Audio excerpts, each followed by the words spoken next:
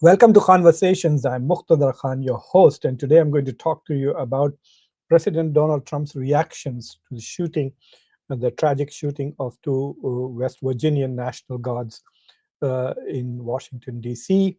One of them, Sarah Beckman, expired. She passed away, this young woman.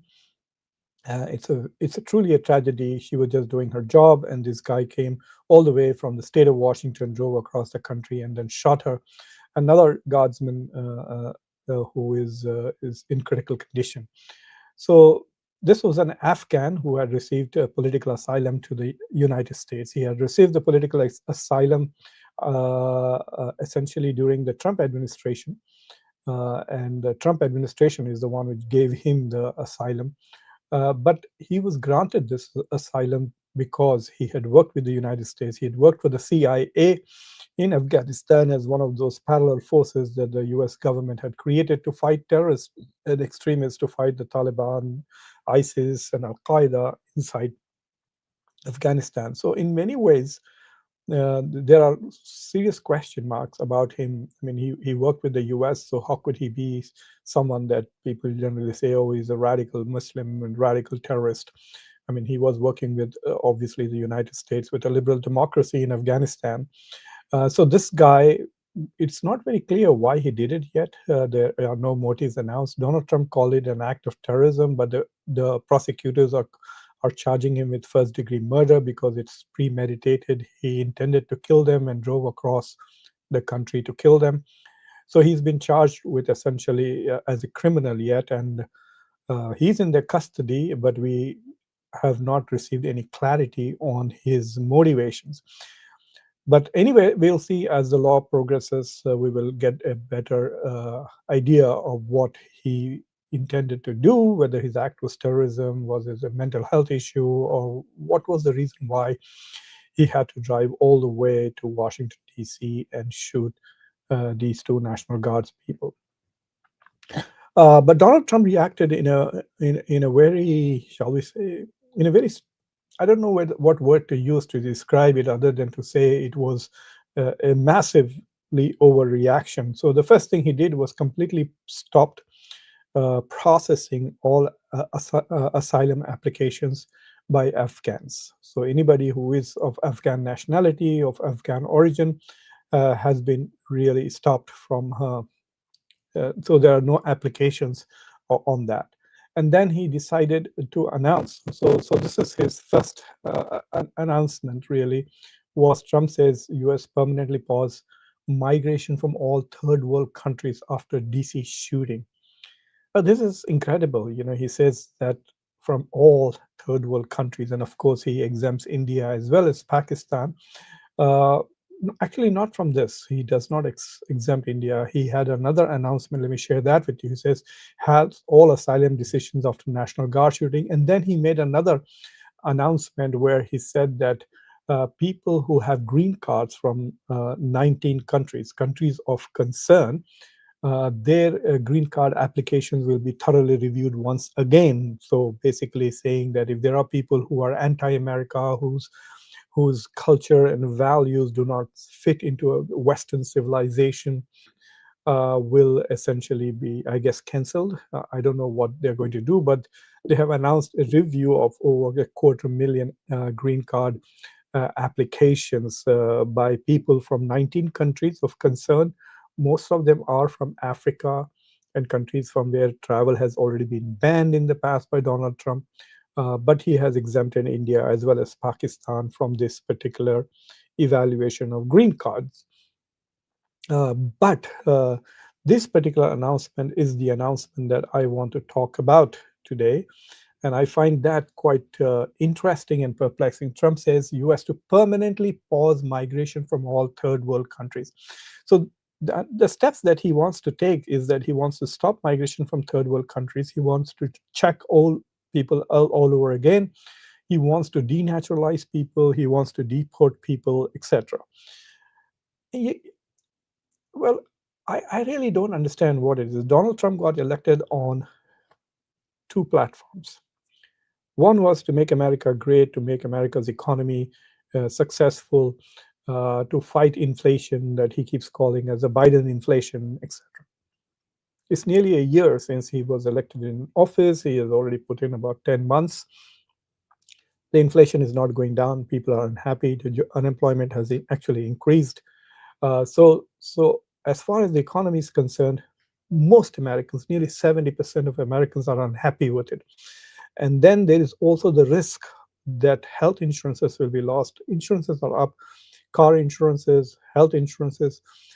The amount of car insurance payments that I make, I used to buy cars in that much money. Now I pay that much money in insurance. I'm paying about $4,000 in car insurance per year. And I remember buying a very decent Camry when I was grad student for $4,000. So so yes, there is the cost of living has really gone up. This whole slogan on which Mamdani won the mayorship of New York on affordability. Americans are feeling that life in America is unaffordable, and Donald Trump's presidency has achieved nothing. On top of that, his tariffs regime, which he thinks is going to create billions and billions of dollars of wealth, he has said that he's going to eliminate income tax for everybody. And then on top of that, we're going to get $2,000 for each of the citizens because he has collected so much of tariffs. All of that is talk. We have not seen any of those checks. And the in a couple of months, the tax season begins, and we've not seen any elimination of income tax from this country at all. But the most important thing is that inflation is not down, cost of living is not down, rents is not down, insurance is not down. The mortgage prices are so phenomenally high that young people just cannot even think of buying their houses. My daughter lives in New York, and so I was taking a walk with her in her neighborhood. We were walking to a restaurant, and we saw some nice little houses. And I said, her rent is more than my mortgage. So I live in a very nice house here, Alhamdulillah.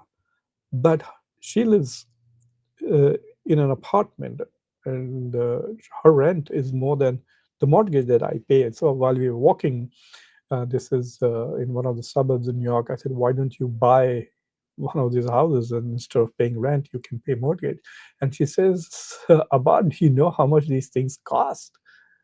These things cost millions of dollars. And I was stunned that places that look smaller than my house cost millions of dollars, and the interest rates are about 6 to 7%.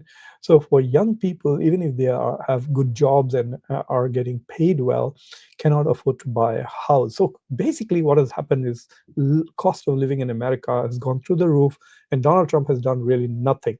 So his platform of making America economically prosperous, to make America rich, to make life affordable, all of those promises he has failed across the board. In fact, Newt Gingrich just wrote an article on Fox News saying that the Republican Party will potentially be basically will be just devastated in the coming election if they don't fix the economy. So far, when Trump's allies and partners and his members, when they come on the stage to talk about it, they keep blaming Biden. Even for this particular shooter, they try to blame Biden, even though his asylum, he received asylum, was under the Trump administration. So I don't know how long Donald Trump is going to just keep passing the buck and saying, oh, it's because of the Biden administration that the economy is not doing well, even though he has made so many decisions which deal directly with the economy. And because his economic agenda is failing, he's focusing on foreign policy and on hate policy. And he's targeting immigrants and foreigners, most vulnerable communities, targeting obviously Muslims, but everybody else. And so this whole talk of his reaction to this shooting, look, thousands and thousands of Afghans worked for the United States. They worked with the US and became US allies and fought with the US against the Taliban. The US, under Donald Trump, made a deal with the Taliban, and the US withdrew. And these people who were stupid and foolish enough to partner with the US, they should read the history what happened to the Iraqis. The Americans abandoned the Iraqis who collaborated with the US and supported the US in the first Gulf War. So anyway, these Afghans worked with the United States, and now we have simply abandoned them. This is going to be a huge national security challenge in future if the United States needs people to support them. And then we'll say, okay, we want you to take risks with your lives, and we want you to risk your family, fight with us for our cause, and then we will abandon you one fine day and walk away. Now these Afghans can't live in Afghanistan under the Taliban government. So there are thousands of Afghans here who are contributing to the economy, doing well. They are investing, and all of them are now going to suffer because of this one person, and we don't even know why he did it. The other thing is targeting. Like, for example, Donald Trump said he's going to see. The problem is that these reactions are just to make his supporters happy, a MAGA crowd. They seem to become happy when the Trump administration does something cruel and horrible to foreigners. That's it. They seem to be happy with him. Okay, we are unhappy, the food is expensive, the price of things are not going down, but at least he's screwing foreigners. So that makes them apparently happy. That's what he thinks. So he says, oh, I'm going to stop all migration from third world. He said, oh, I'm going to stop H1B. We're going to impose $100,000 fee on H1B visa. Then he backtracks. He backtracks by saying, okay, we will not charge for you if you're renewing. Oh, we will not charge you if you are a student, and so on and so forth. And so that H1B's $100,000 application fee has been removed on several people, and then made it a one-time application fee. If you remember, Howard Lutnick said repeatedly that it would be every year, and they reversed all of that.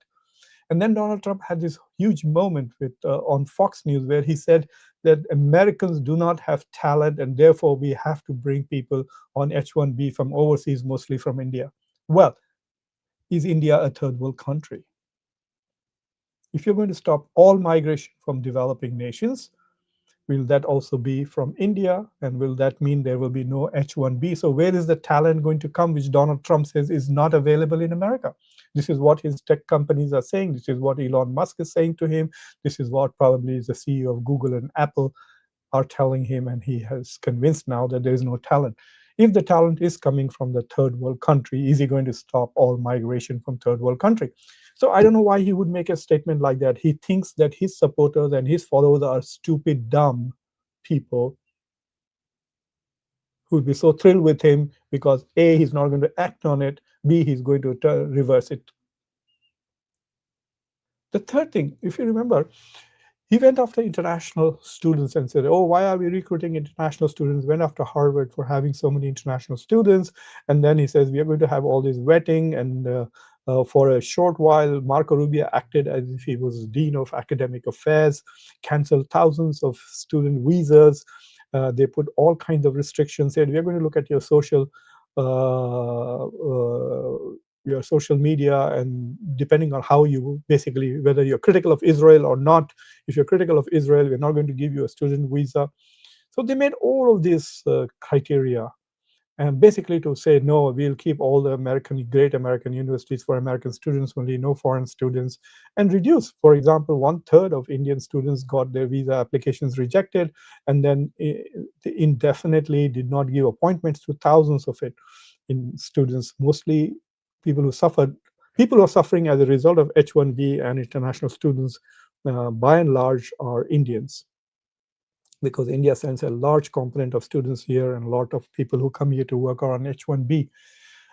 But then Donald Trump comes back and says that he is going to bring in 600,000 international students from China. Why? He just announced that last month. 600,000 international students from China because American universities are suffering. So if American universities are suffering, he doesn't want American universities to collapse. He wants foreign students to come here. Great. Aren't they coming from a developing country? Aren't they coming from third world countries?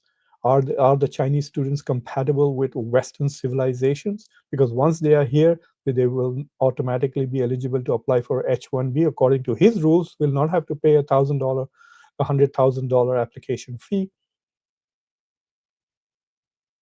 And you know what? There are 20,000 H1Bs for students who graduate from the United States, and they won't be paying $100,000 fee. And most importantly, Donald Trump, one of his dream projects is this so-called gold card. So you have to give something like $5 million, and you will get a gold card. So it's apparently better than even a green card. So basically, it's like buying a citizenship. There are many countries now who are selling their citizenships or selling their permanent residencies, and given the rise of authoritarianism in most countries, people who can afford it are looking at alternatives or to have like a second citizenship. And there are people in India who have lots of money, lots of people in Pakistan, in other third world countries. All the rich people who have $5 million to spare may just say, why not just buy the American gold card? It'll allow us to buy property. It'll allow us to enter the United States without a visa, and so on and so forth. So now, if people from third world countries are willing to buy the gold card, will Donald Trump say no? Howard Luttig was bragging that on day one, we sold what 1,000 green cards, gold cards, and we have raised $5 billion in the first day. All that was just rubbish, bullshit. The gold card actually doesn't exist at the moment. They're trying to process it. They'll have to pass a law, and then it'll come into place. Yes, there might be some people who have applied for it or expressed interest in getting a gold card, but I'm sure all the rich people in the world will say whatever it is. And it's not as if you're giving away $5 million. You're actually investing those $5 million. So you could basically buy a $5 million apartment in New York and get a gold card as a perk. So it's not as if you're giving it away. So I really don't know what this rubbish is. Should we take this whole statement that we are going to stop migration? Nevertheless, this whole issue of migration and illegal migration, criminals labeling anybody who is here undocumented as essentially a horrible, horrible criminal. There is reports now that the FBI is so focused, and the Department of Homeland Security and the Department of Justice are so focused on deportations that they are not actually doing their job, which is finding criminals and handling them. And of course, there's this profound double standard. So, what about the people who share the ethnicity or religion or nationality of the guy who shot the conservative hero, Charlie Kirk? Will his people also be deported? And what is interesting and amusing to me is that both the president and the vice president of the United States are married to immigrants. Melania as well as Usha, both immigrants. They're not children of immigrants. Donald Trump's grandfather migrated to the United States from Germany, but I don't know where his father was born. But anyway, everybody in this country is an immigrant, but the wives of these two gentlemen are immigrants. So it's kind of ironic that he would make this announcement that he's going to get rid of them. So anyway, this is what I wanted to comment on, sort of rant about President Trump's grandiose comments, etc. And he's using this to bring in another 500, shall we say, National Guards into Washington, D.C. There are no questions about this guy was known to the US. Rahmanullah, this fellow who shot the two National Guardsmen, he was known. He was an employee of the US government. He worked for the CIA, for God's sake. So he is in the database of the US intelligence agencies. And so calling him all kinds of terrorists, etc., doesn't make sense.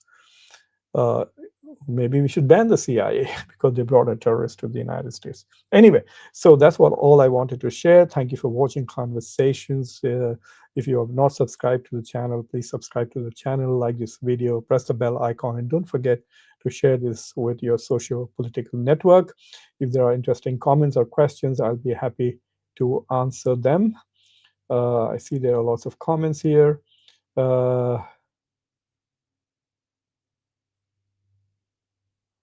Sunny Singh, well, he used the word, so it's up to you to decide whether he's going to include India or not. It is very clearly India is not in the list of concerned countries, but neither is.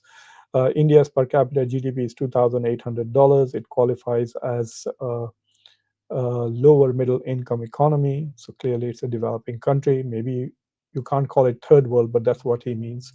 But India is the source of the largest amount of immigrants to the United States these days, both legal and among illegal. There are one. India is the third biggest source of undocumented migrants to the U.S. Now there are about 700,000, according to various government estimates, who have come from India to the U.S.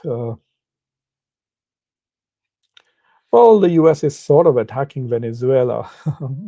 They're shooting the ships. I don't think the U.S. is going to get into a situation like they're hoping that they can create enough pressure and the government there will be some kind of a regime change from the bottom up. But I don't think the United States is going to invade it because first of all, MAGA doesn't like all of this. They don't like foreign entanglements. They are more concerned about what's happening in the domestic politics. They already hate the U.S. involvement in the Middle East as well as in Ukraine. And so this will be another additional unnecessary involvement. And if, God forbid, some Americans die in an invasion, then it's going to backfire on Donald Trump very close to the midterm election. So I don't think he's going to do it.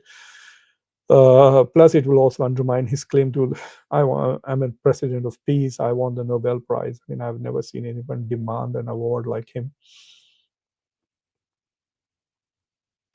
Yes, Sunny Singh. This is exactly the point. He wants to distract from the failures, the economic failures of his administration. Yeah, and Argentina is another. I mean, it's a very nice place. I spent 2 weeks in Argentina teaching as a chair of American foreign policy at a very nice university in Buenos Aires. But it's a failed economy, and the US is trying to resuscitate it only because the president is like Donald Trump, President Milei of Argentina, hardcore Zionist. That's why we are giving away $20 billion because he says he supports Israel. But this guy, Argentina, you must remember, reduced the prices of soya beans and started selling them to China and hurt American farmers. Yet, the US is trying to save him. Mm.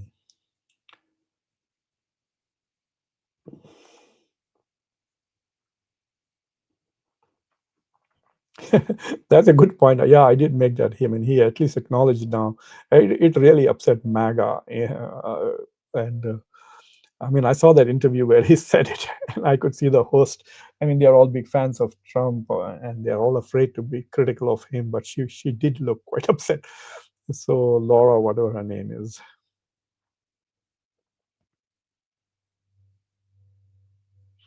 I think once the deal is made with India, Donald Trump will probably start saying all nice things about Modi and Indian economy. And I heard that there is some partnership going on between Trump's family and the Ambanis too. So we'll see what happens.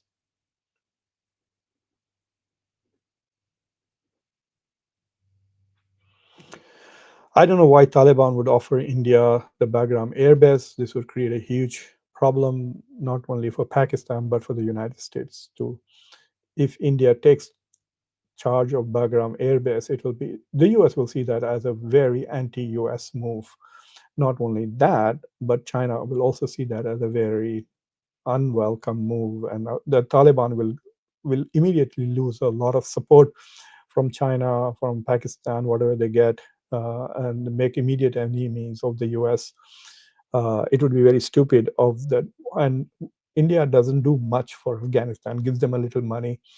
$1 billion is what India invested in the past, and the US was giving more than $1 billion a week. So I don't know what it'll give India obviously a strategic advantage to be able to attack Pakistan from that side of it, but would Afghanistan want to be part of that? Plus, on top of that, if Pakistan attacks Afghanistan, will India then start fighting because it has a base there to defend? So it creates lots of geopolitical questions. I don't think it is going to happen. But you can't say the world is so crazy these days. Uh,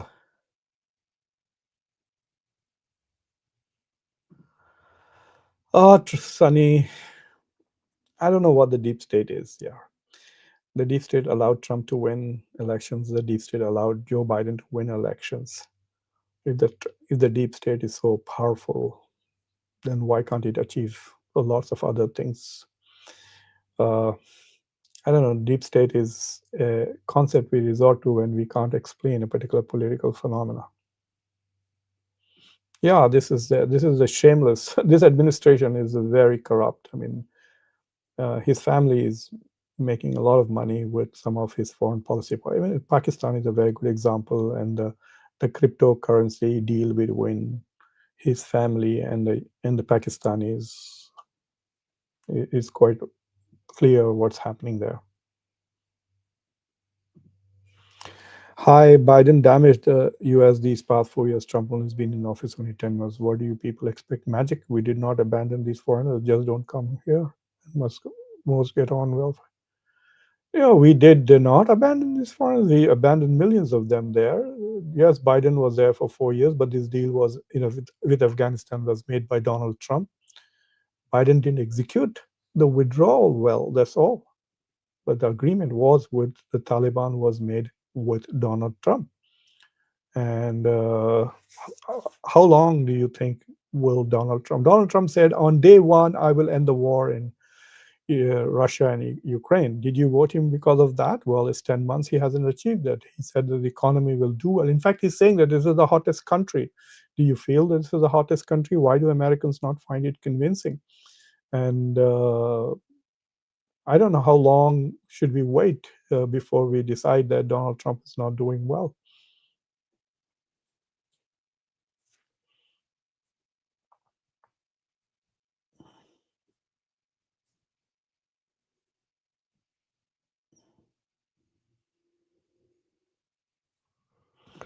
That's a very good question, Hanley. Why not stay in your country? Most of these countries have been invaded by the United States. Why did you go to Afghanistan? Why didn't you stay in your own country? We went and invaded all these countries. We colonized all of these countries.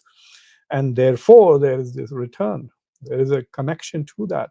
Plus, let me tell you this much. When I was in engineering college, every week, once I reached the third year, I used to get these many it used to be physical mail. I used to get this many envelopes every week from American universities asking me to apply for a master's program in engineering, asking me to apply for a PhD program in engineering, and so on and so forth. So don't assume that everybody here came just like that. The US created the H1-B visa to bring talent from the rest of the world. Didn't Donald Trump say that there is no talent in America, so we are getting people from outside? They're not coming here just like that. You're going and literally inviting them and giving them a lot of money to come over here. So this whole idea that, oh, why are they coming here? Uh, it's not a logical argument. The United States is also going there and making these pitches all the time. When I travel as a professor at my university, I'm always looking for talent. Whenever I see smart students, etc., I invite them to apply for PhD programs here because we want talented people to come here. So I don't know what this attitude is. Shut down. Don't have visas. Don't have embassies in other countries. Why are we giving billions of dollars to other countries? Why are we protecting all of Europe? Why do we have NATO? Why do we have dual citizenship? You think those third world countries made America get dual citizenship policy? No, India doesn't have a dual citizenship policy, but the Americans have. Who passed these laws?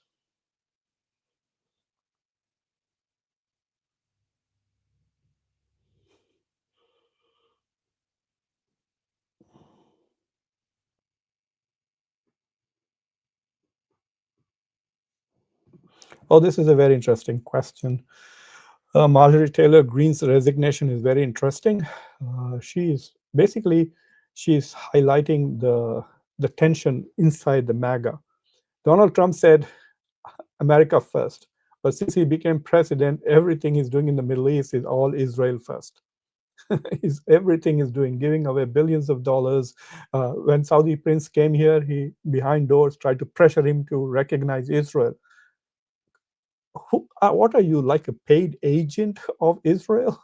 So they are very upset that he said he would end the war. He didn't. He's still supplying weapons to Ukraine, threatening to impose more and more sanctions on behalf of Ukraine on Russia. He imposed sanctions on India and spoiled relations with India to advance Ukraine. So it's all foreign. He wants a Nobel Prize. So he seems to be obsessed with foreign policy. On a daily basis, we see him interacting with foreigners. So a lot of MAGA people are saying, where is America first in these policies? Look at the cost of living at home.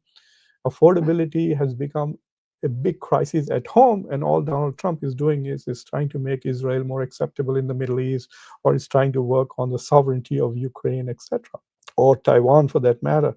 So there's an internal division inside Ukraine. And then on top of that, uh, all of these people from Kash Patel onwards said, oh, as soon as Donald Trump gets elected, we will release the Epstein files. And they accused the Democrats of being pedophiles and this and that. And now that Donald Trump is president, he's trying his best to hide the Epstein file issue. And the question is why and how things are coming up. Apparently, there were Indian government people also who were even involved in it. And there are clear indications that the Donald Trump is protecting some of his donors who are in the Epstein files. This is not what MAGA had voted him upon. So there are lots of internal issues inside MAGA itself. And so, and then if you're critical of Donald Trump, then the MAGA crowd comes after you. And so there's absolutely, like, for example, America's genius of America's government is the division of powers between the three branches of the government. So the executive is held accountable to the Congress makes the laws, the Congress grows the budget, the executive does the job, and then the Supreme Court and the judiciary reviews whether they are all doing this according to the Constitution or not. But since the Republicans control both the Senate and the House, we actually don't have two branches of government. We have only one branch of government, the executive, and the Congress has become irrelevant. So they have completely destroyed the genius of the US government, and they are afraid. So when there are people like Marjorie Taylor Greene who stand up, there were 4 Republicans who voted and forced the Epstein files. I think the other one was Nancy Grace, and that four Republicans. Otherwise, the Epstein files would not be released. With all the talk of releasing Epstein files, from Pam Bondi to Kash Patel, the Epstein files, which are coming out now, are because of Democrats in the House. So Marjorie Taylor Greene was then accused of being a traitor, etc., etc. So she's feeling threatened. So there are 2 theories. One, she's leaving because she's unable to do what she wants to do, which is America first. The other argument is that maybe she has bigger dreams. Maybe she's going to run for president in 2028, or perhaps governor of Georgia. We'll see what happens ultimately.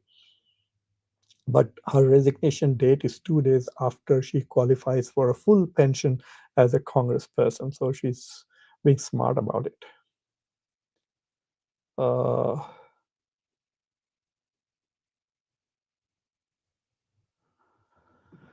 India has already done that.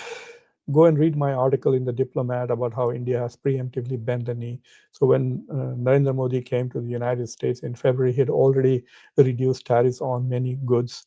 India has now stopped buying Russian oil. India is now also going to buy some soya meal, not soya beans, but soya meal. And so, yes, India has already bent the knee to Donald Trump in many ways.